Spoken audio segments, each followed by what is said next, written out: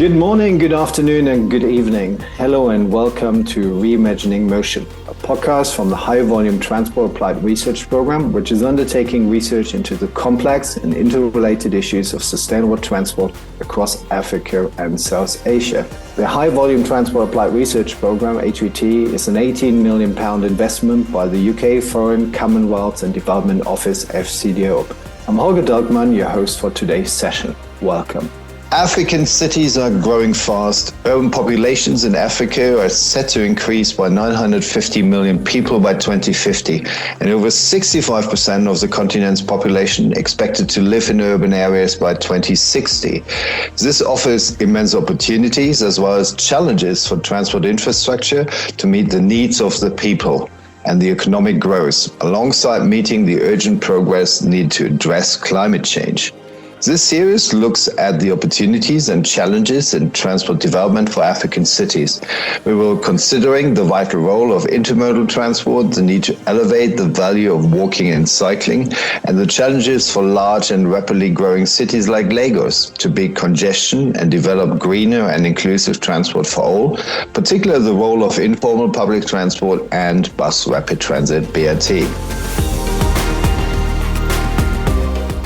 Today, we will be taking a deep dive into transport infrastructure in the Nigerian city of Lagos.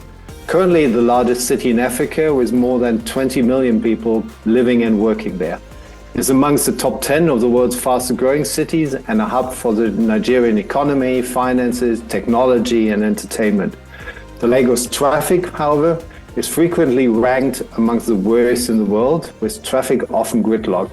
In a recent survey by Geopol, over 10% of the respondents say they were spending between 2 and 3 hours commuting every day.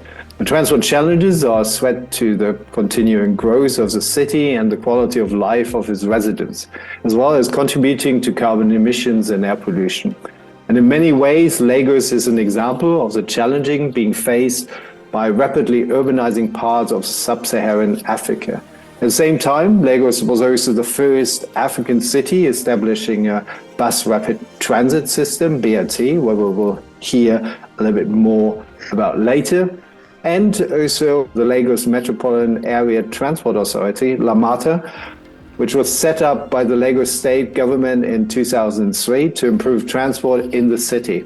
LAMATA is in fact recognized as one of the leading examples for managing transport in Africa. I'm delighted to talk today to Seun Sonoiki, who is legal counsel at LAMATA. She contributes to the development of legal strategies that enables the necessary resources, consents for implementation of LAMATA's capital projects, and advises LAMATA on all matters relevant to its operations, particular land transport related acts, regulations, rules, and state sector related legislation. She also coordinated the stakeholder engagement and research uptake actions within the high volume transport funded project called Empower. And this project, in fact, looked at the policies, programs, and tools needed to enhance women's personal safety on public transport. And LAMATA is currently also working with the global acting consultancy SLR on the HVT T-Trend project, which called Inclusive Interchanges. This project is developing an inclusive interchange design brief using Lagos as a pilot with a location in Marina and Mile 2 as case studies. Welcome, Seun. Thank you. Thank you, Holger. Thanks for having me. So thanks for also joining the podcast also today. So as I mentioned, you work for LAMATA for actually more than a decade already. So tell us a little bit more about also the situation current in Lagos. What's the city's infrastructure like? What are also your main challenges? So Lagos has a population of about 22 million people. It is the largest state in Nigeria and one of the fastest growing megacities in the world. It's the sixth largest city in Africa and the fastest growing state in Nigeria. So the city's transportation infrastructure is being stretched to cater for its booming population, with over 80% of its residents said to be dependent on public transport. We have a chaotic traffic congestion along most roads, and this proves the existing transport system inadequate for future urban population growth and increasing pressure on current services and infrastructure. So you said there's 80% of the people are using public transport. Yes. Lagos was in fact also the first one setting up a bus rapid transit, so a system also with its own transport infrastructure and corridors. But also you have, I assume, also quite a lot of other forms of public transport. Share a little bit more about what is on your streets. So we have a variety of informal service providers, such as the Molue. Molue has been there for over many years, since I was a child. And this is a 60-seater bus. We also have the Danfos. Danfos come in the 14-seater and the 18-seater buses. We have what we call the Korope. These ones are the smaller buses. They carry at least, or not more than seven passengers on the bus. And then we have the three-wheelers. The three-wheelers are the ones we call the keke nape, they're the tricycles. And we also have the okadas, which are, the motorcycles. So aside from the BRT and other modes of transport that we also have these listed ones, and these informal operators are private sector providers covering both interstate and intrastate transport services. That sounds like a very complex and challenging situation, particularly for an agency like yours. So tell us a little bit more about what actually LAMATA is doing. Tell us more about your shining example for African transport management. So what LAMATA is doing and what it was set up for was to provide a solution to the chaotic traffic congestion that we have in the States. LAMATA was set up by law in 2003 to provide for public transport infrastructure and also to regulate public transport infrastructure. So by this, we have introduced the BRT and recently introduced the rail blue line as well as the red line systems. We also provide for non-motorized transport infrastructure. So we've put all these in place and we are not doing too badly in terms of moving people. Okay, so we have 22 million trips done in Lagos daily, and this spreads across all modes of transport. However, 40% is walking and cycling, the rest is motorized. So this makes it approximately 13 to 14 million motorized trips daily. So LAMATA is providing a solution to traffic congestion by ensuring a multimodal integrated transport system.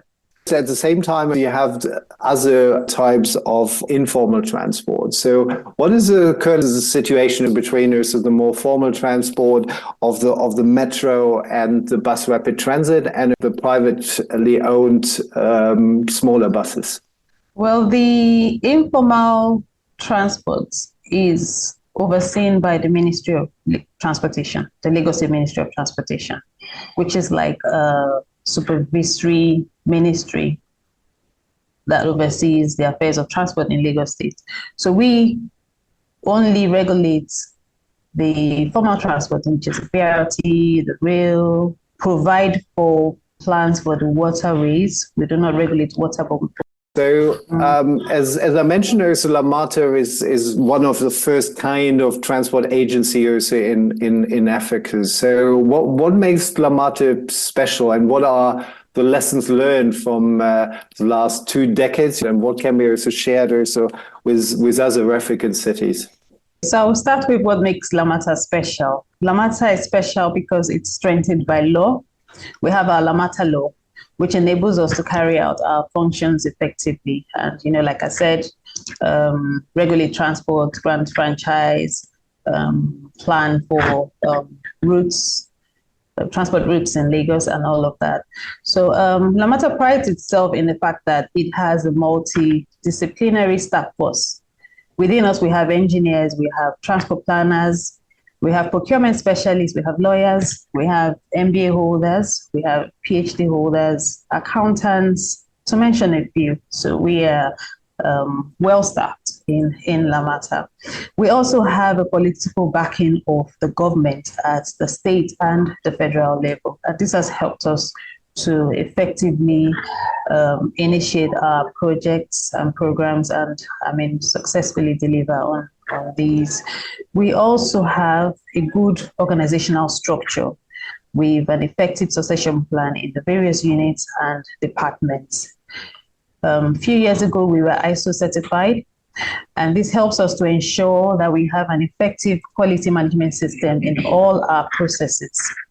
So some of the lessons that we have learned from other African countries, I would say that most times it's the African countries, that visit us to learn from us. But that notwithstanding, we have learned a couple of things from other African countries, such as Senegal. And we can see that Senegal has been able to integrate the informal transport sector into the formal sector. So they have provided buses for the informal transport sector. I think they have an aim to provide about 2,000 buses, and they've done this for the last couple of years. So with this, they are reforming and sort of regulating the operations of the informal sector. So this is what we're trying to adopt in Lagos. We realize that the informal sector is equally as important as the formal sector. We honestly cannot get rid of them, completely. So the best thing is just to sort of reform them, and kind of guide their practices. Another thing we have learned is from South Africa. South Africa has adopted cycling as a mode of its public transport. And you find that over there, you have people who use bicycles for public. These are car owners, so they have their vehicles, they decide to leave their vehicles at home, they hop on their bicycles, and this has kind of worked for them. So in Lagos, we're trying to adopt, we have a non-motorized transport policy, which we are guided by. And we have started plans in ensuring that we have the appropriate sidewalk infrastructures and cycling infrastructures to aid cycling. And we know that we cannot just do this, but then also drive the enlightenment in various levels. When I say various, I mean like with children. So if we start with children, inculcate the culture of cycling, and gradually this builds up to something that is adopted in the States. So these are a few lessons that we have learned. Wonderful. That sounds very interesting. So just want to get back to some of the things you highlighted. So you said it's the lessons learned also from Dakar also and other places, also bringing the informal sector in. You can't abolish it, but to use it also in a better way. So what are your upcoming plans then to also tackle that? So for upcoming plans, we have partnered with investors. We have investors who are willing to procure buses, electric vehicle buses, and they are also going to operate these buses for us. So that way, we are engaging, having PPP engagements, and gradually integrating the informal sector. Okay, so it's really about partially reforming us as a sector together with also like the electrification at the same time? Yes. So when will we see any buses and also in electric buses in Lagos? We have a few buses because we recently completed a pilot on the EV buses. But this year we're going to start with the introduction of 50 buses. We're doing this in phases. So we're starting with 50 buses, and gradually we would have about 2,000 of them in circulation. So we will follow that closely and seeing and looking forward to see some more electric buses then on your street. And then also you talked about the importance of walking and cycling. You said there is a non-motorized transport policy. So share a little bit more. What does that include, and what role LAMATA had there? Okay, so LAMATA played a major role in the development of that policy. So this, in a nutshell, is just about us ensuring that in the design of our road infrastructure, we make provision for cycling lanes, we make provision for sidewalk infrastructure, ensuring that walking and cycling is enjoyable. It's not, it shouldn't be a struggle, to cycle on our roads. And this also ensures that our roads are designed in a way that they are not car oriented, but then they accommodate the other modes of transport. As you also mentioned, also international projects, and in the introduction also I refer also to some of the work you also partnered within the high volume transport work. One of that is so-called She Can tool, which actually helps us to develop to address sexual harassment on public transport. Can you tell us a little bit more about the first is the challenges here, but what was your involvement in the tool and how it actually might help? So the She Can tool came to being as a result of the Empower project. The Empower project was just research on sexual harassment in public transport. So we looked at what is causing it, what are the challenges, what are the factors. I mean, sexual harassment on public transport in Lagos, as in many other cities around the world, is a significant concern. And this proportionally affects women and girls. So we realized that we had crowded and often chaotic nature of public transport, which sort of aids sexual harassment, coupled with the inadequate enforcement laws and social norms. So this creates an environment, where harassment can occur.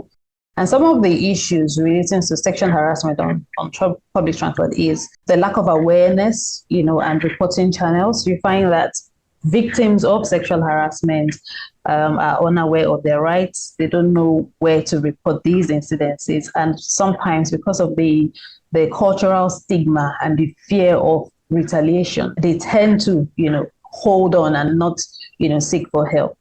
We have also attributed the fact that there is a gender inequality, which how would I say it, which occurs or which is present in the Nigerian society. This contributes to the prevalence of sexual harassment on public transport. So we have women and girls who are often subjected to harassment as a form of power and control.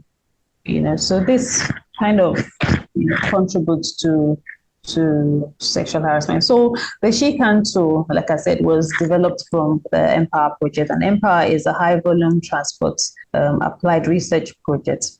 And the project raised awareness about the sexual harassment on public transport and also the impact on its public transport users, and also introduces measures to address these issues. Well, thanks for sharing that. And so how this tool actually helped to address some of the challenges, particularly for the female population? The tool helps to build the capacity of transport professionals. You can use the tool to gain knowledge or to take a decision. So LAMATA, for an example, which is a transport authority, would use the tool or is using the tool to develop infrastructure, our terminals, our buses, we're using it. It's like a checkbox tool.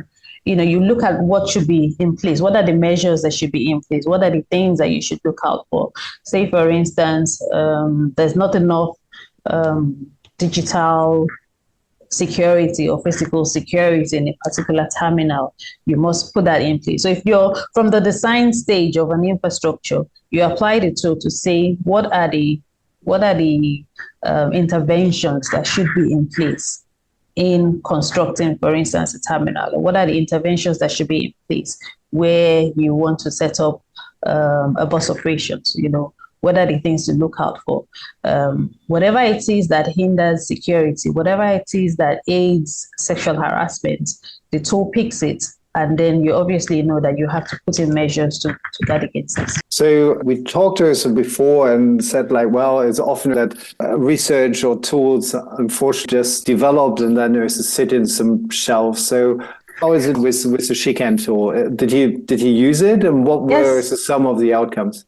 Yes. So we always use it in LAMATA, and to ensure that we use this effectively, what we have done is that we have incorporated it into our ISO quality management system processes. So what we have done is we have appointed She Can champions, and She Can champions are just representatives from each unit and department in LAMATA. So these champions look into the processes of what we're doing. So it's not just about it being project-wise, it's also about interactions with employees. How do you interact with your employees? How do you design your projects to look out for threats to safety and insecurity, threats to sexual harassment. So with the tool, we have come up with a Speak Up campaign, which if you search on YouTube, you would find where we have spoken against sexual harassment. We've done a campaign to create more awareness against it. We intend to update this campaign this year. We also have included panic buttons on our buses and on our terminals, which allows witnesses of sexual harassment or victims to immediately alert the relevant authorities and they would get help immediately. We have also liaised with the Lagos Domestic and Sexual Violence Response Team, and this team addresses issues of domestic and sexual violence. So they help in addressing sexual harassment on public transport. Their helplines are pasted on our bus shelters and also our terminals. So victims and witnesses of sexual harassment can immediately contact them. It's a free number they can call and help will be given unto them. So these are the things that we have done. We have also introduced more cameras, CCTV cameras, and physical presence of security. Thanks for sharing that, and really also good to hear so that some of these terrible challenges are in fact also addressed also by your agency. The second international involvement is part of what is called the T-Thread Innovation Fund. So, yes. And this is about also developing design briefs for city interchanges, and Lagos is one of the pilot cities. And again, LAMATA is a core partner. So tell us a little bit more about this work. So it's a design brief template that looks into the interchanges that we have. So we are, with this design brief, ensuring that we have integration in the modes of transport that we have in Lagos. We are ensuring that we have inclusion of the informal sector with the formal sector. We are ensuring that we cater for communities, providing sustainable infrastructure that helps their travel, to be enjoyable, that helps their travel to be integrated, and also caters for their needs as they travel within Lagos and outside Lagos. So does that include also multimodality? So we spoke earlier about also like the need for improvement of walking and cycling. Yes. So the design brief ensures integration with the various modes of transport. So we have where we have the buses, a passenger can go on the buses and also use the train. We have connectivity with the various routes. They use the train and also link cycling and walking, and also use the same travel card for these various modes of transport. So basically, that's what the inclusive interchange caters for. Okay, so it's not just like the physical design, but there's sort of like a wider concept of integrating also different modes, including also travel cards. Yes, so it's more like a checklist, that provides design guidelines on a wide range of design considerations. It can be used to appraise existing and new interchanges, to help understand what improvements could be made. So our involvement in this project and our goal is to keep the design brief template concise and easy to apply, while also ensuring that we cover all important topics. So therefore, the design brief is broken into 5 main sections. So we have the context and design appraisal, we have the sustainable mobility, we have comfort and safety, hubs for life, and integrated planning and design. And all of this just ensures that The interchanges are secure. It's a secure environment. It also creates a more vibrant location within the city and raises an opportunity for developing additional income streams for the upkeep and improvement of the interchange.